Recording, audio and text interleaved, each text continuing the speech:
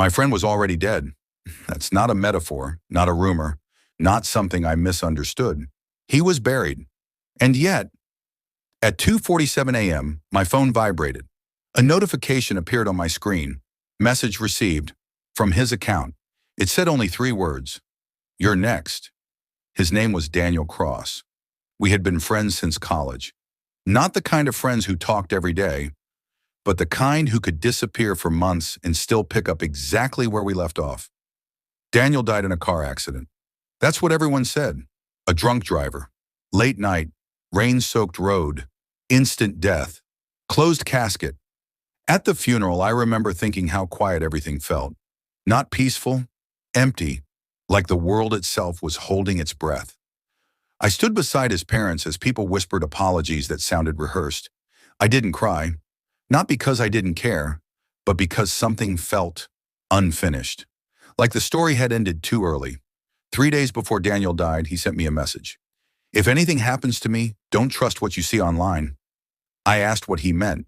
He replied, just promise me you'll remember me as real. I laughed it off. Everyone says strange things sometimes.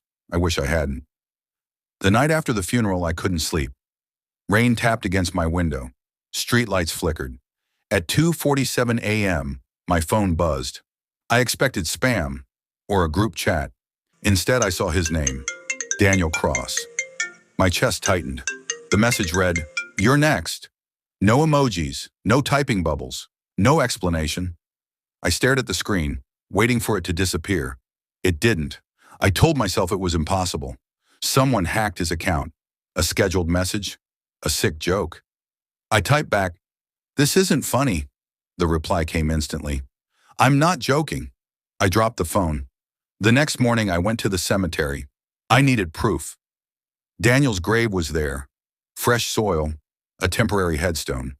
I placed my hand on it. Cold. Real. My phone buzzed again. Another message. "You're standing on me." I ran. Back home, I opened Daniel's profile. His last post had changed. It now read, "Dead doesn't mean gone." The timestamp was after his death. Comments were disabled. But the post had 1 like, mine. I don't remember liking it. I searched his messages. He had been texting others too. All different people. All the same message. "You're next."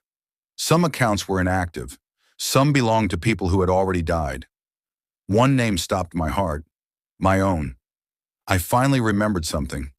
Daniel had been working on something before he died. A project, a private server, a digital backup. He once said, "If I disappear, I won't really be gone." I found the folder on my laptop. Password protected. The password was my birthday. Inside was a single file. A UTO_SEND.exe. The description read, "If I die, this finishes what I started." I opened the file. A recorded video played. Daniel's face filled the screen. He looked terrified. "If you're watching this, I didn't make it." He explained everything. He had discovered something online. A system that copied consciousness. Not AI. Something older. Something hungry. Once it notices you, it doesn't stop. He whispered, "If you got the message, it already sees you."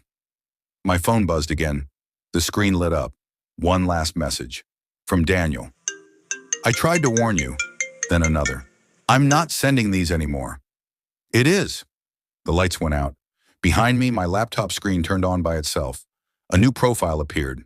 My name. Status. Online. I'm writing this as fast as I can because my phone just vibrated again. And this time, the message isn't from Daniel.